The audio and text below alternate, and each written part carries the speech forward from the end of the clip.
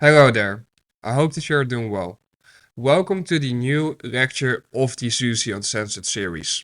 It has been a while since I recorded a lecture of this series, and it was due to the fact that the past month was a rather tough month for me when it comes to my personal life, and therefore I was not really in the mood to try and record my voice whilst executing. This means that I was simply just focused on executing properly and not having to think about, okay, I need to share my thought process vocally right now. Whilst the events in my personal life were taking place, I shared inside of the mentorship, of course, what was going on, and luckily things have gotten better. So I'm grateful to be able to say that to you. I anticipate to begin recording my internal thought process whilst in front of the charts soon again vocally, so that you can anticipate way more lectures of this series to come. Let us first begin with taking a look at the overall higher time frame chart, because that's very important to note when looking at the recording that I'm about to break down live to you. Here on the hourly chart, and I already described this during a market review, but what our drawn liquidity for this week was the current July low. And the reason why this was the drawn liquidity was because this was the low where the most sales liquidity was engineered inside of the current leg higher on Nasdaq. What's very important to note that in front of that target of the July low, there was one specific area that could function as a potential roadblock on price. And the roadblock that I'm referring to is the following. It was this candle's high, the 20,016 and a quarter price level. In my execution, you will see me have this level on my chart. And this level was my POI for the whole day, because what I was looking at was the following. On the day of Wednesday, we expanded a lot throughout the morning session, and also throughout the London session prior, and also throughout the Asia session prior. So to me, automatically, I'm already not really interested in trying to continue looking for shorts, because we already reached a deep discount of the current range for the day. So when it is the case, I wait for the market to reach a very specific price level, a level where I'm anticipating a reaction from. And when that level gets reached during the right time window, and I see the signs become present, we're going to turn around. So we're going to offer buy side delivery. I can go long looking for buy side liquidity to be the next drawn liquidity. The reason why this price level specifically was my POI, my point of interest, was due to the following. When we take a look at this delivery, we first of all see that we had this big downclose candle right here, which formed prior to the formation of the July low.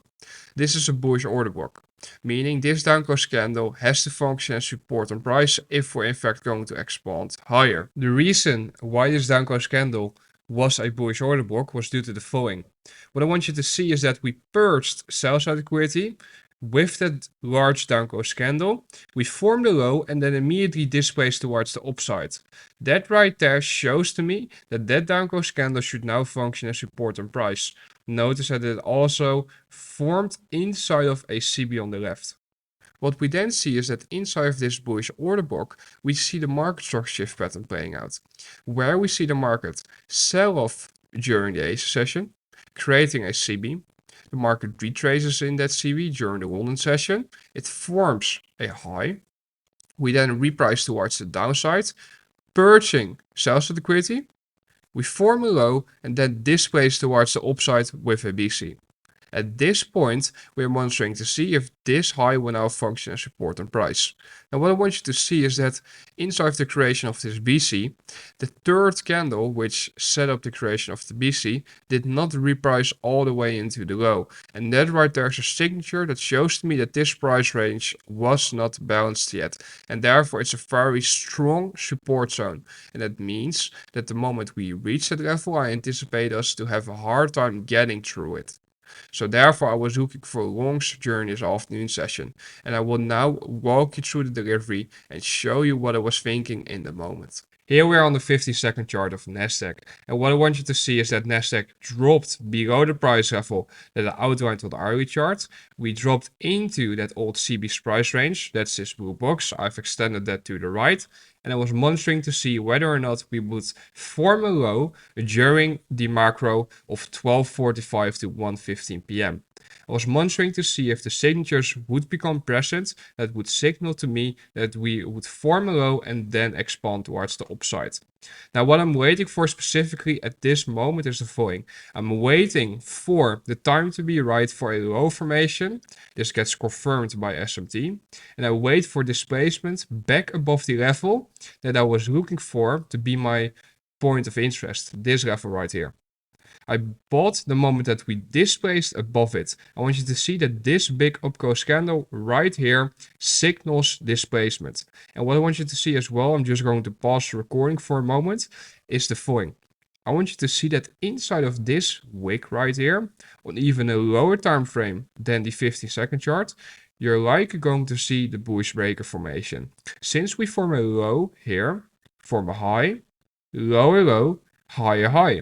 So now you anticipate that this candle right here is going to function as support on price.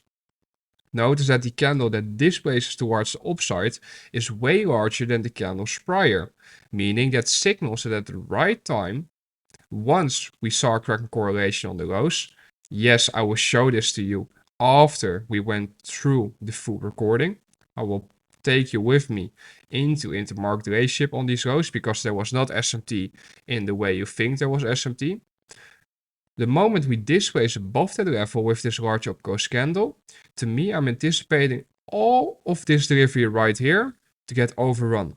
Meaning, all of this back and forth delivery engineered a lot of buy liquidity above these highs.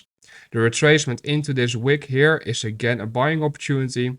Why? Because we're buying in a deep discount relative to the overall range. This downclose candle should function as support on price. I actually took a pyramid once we traded away from it, as you can see, and I was anticipating big green candles to come soon. My final target were these relatively equal highs up here, but because I was trading against the higher time frame order flow, I was already aware of the fact that we might find resistance inside of this CB right here. If you would look at this CB, you would see that there is still room left to be repriced into. Notice that we already repriced into it here and here, but notice that we never reached the high of the CB. So therefore, there's still room for that CB to get rebalanced. And therefore, I was anticipating this to be a solid partial as well. Notice that this lines up, by the way, with this large downclose candle here. At this point, I'm monitoring to see whether or not a BC will form here. The reason why I'm monitoring to see if a BC will form here is due to the following. We traded above this high, which set up on the 1-minute chart this run lower. So that right there is a CSD on a 1-minute chart as well. Where we saw CSD on the 15-second chart here, we also saw CSD now on the 1-minute chart. If you were not wrong here on a 50-second chart, then this is the wrong opportunity here. IOFET. This is a beautiful reaction of that BC, and that's exactly what you want to see. The moment that this candle was sprinting to my eyes, I was immediately drawn to the following. This downclose candle should now function as support on price. The reason why is due to the following. This downclose candle is now a very important reference point for IBDA, meaning I'm monitoring to see if we will reprice back into it and then offer a new opportunity to get long to continue higher. This is an immediate rebalance here. I pyramided there and notice how I'm throwing my stop. I'm throwing my stop every single time that I'm pyramiding because I understand that if order flow is in fact bullish, every single range high should get displaced above and should function as support on price. Here you can see the executions, and at this point I'm simply waiting. In my mind, my stop is already even here, below this candle's low, because there's absolutely no way that we should trade below this low when we're in such close proximity to the buy side liquidity target up here.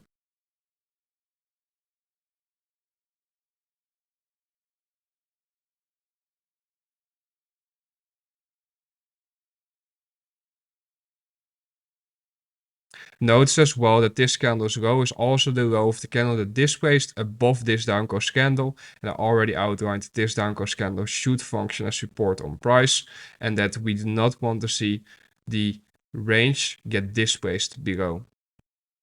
Immediate rebalance has taken place, so at this point in time it's simply a waiting game. It's either a break even, so we either roll over, trading back into that BC and therefore taking my stop out. If that would have occurred, I would have manually closed the position. But for now, I'm simply monitoring to see if this down close candle would function as support on price. And notice, by the way, that every single time we repriced back into it, it was a new buying opportunity if you were not long yet. Meaning, if you were anticipating this buy side liquidity to be made jacked, then every single time that we retrace, it's a buying opportunity. Every single time that we retrace lower into, for example, this down close candle, it's a buying opportunity because you anticipate this buy side liquidity to be made jacked. Notice, however, that this trade is rather advanced because it was based on the 15-second chart. Here you can see the target being met and I partialed accordingly. At this point, I was monitoring to see whether or not we would continue and utilize this CB as an inversion value gap or not. But right now, it's looking like it will. But keep in mind that it's not confirmed yet, meaning I need to see that CB function as support on price. And if it doesn't function as support on price, this price range here, then I know I need to get out because it's possible that we're going to reprice lower again and fall back into the range since the higher time frame order flow is still bearish, and therefore we need to be mindful of that.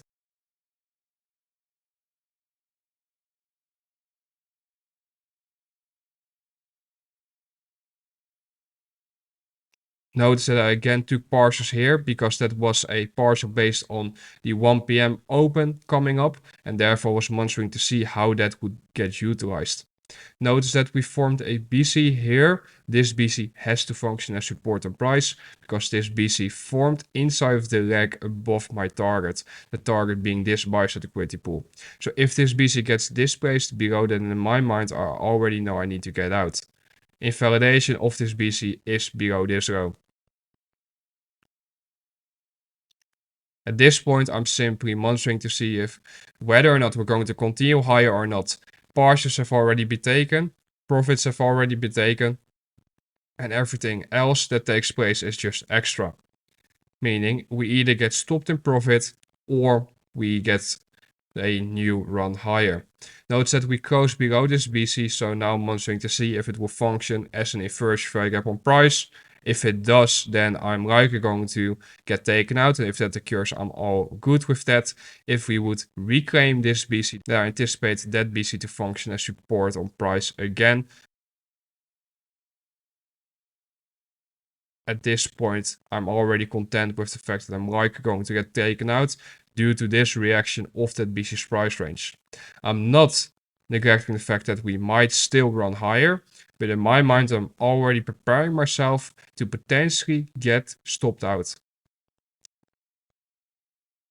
Why? Because this reaction, the displacement below this BC, meaning the big closure below it, is not a signature that I'm a fan of.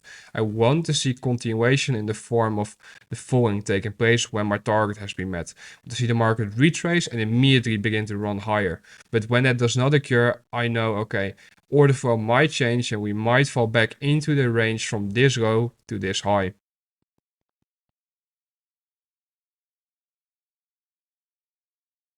Waiting to see. At this point, it's a patience game, and I know that some of you are like, can this just move? Can this just do and decide what it's going to do? And that right there is just something you need to be wary of. You understand that patience has to be developed and you need to follow a strict set of rules when it comes to profit taking, when it comes to trade management. And this is how I manage my position. So it's possible right now that we're still going to continue, or it's possible that we're going to roll over. Why? Because this down close candle is the final line of defense for continuation higher. If this down close candle gets displaced below, we also displace below this BC, here and the invalidation of that BC, and therefore I know I need to get out. And as you can see, we're slowly drawing towards the downside, drawing towards that stop loss, and eventually it will get taken out. But this is how you scalp based on micro market structure, where you simply know that we should form a low around this price level. You look to the left and you determine what's the logical draw liquidity. This high immediately pops out, and then you monitor to see if we will draw towards that high, draw towards the remaining part of the CB, which is yet to be rebalanced. And therefore, that was the overall thought process behind the setup. Let's now take a look at what was present inside this low formation here.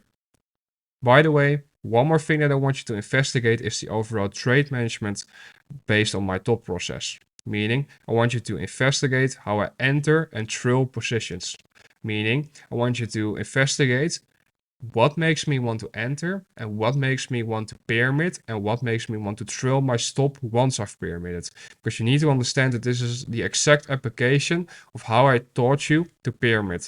Meaning every single time we pyramid, we trail or stop to the new invalidation level. And that's how we're in line with order flow. Because you need to understand that these high frequency trading algorithms, they push price, meaning they reprice within certain time windows. And when they do, price has to get pushed. And in this case, it was to the upside.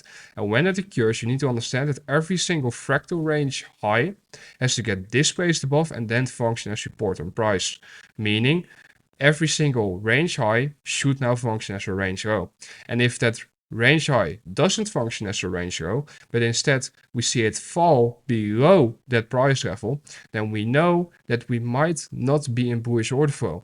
And we need to investigate whether or not that order flow will continue. And I'm talking about the advanced ranges now and their application to the smallest possible scale. So that's something for you to investigate moving forward. Here we're on the 15-second chart of Nasdaq and ES, and what I want you to see is the following.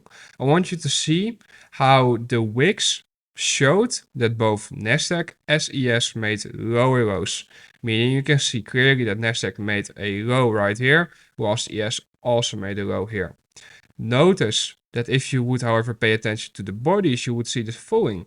You would see that this low right here, the low of this body, has been extended to the right. If we take a look at ES and we pay attention to the same candle, its respective low, and we extend it to the right, we can see that the bodies never close or open below it, whilst on Nasdaq they do. And that was the signature that confirmed to me that SMT was present.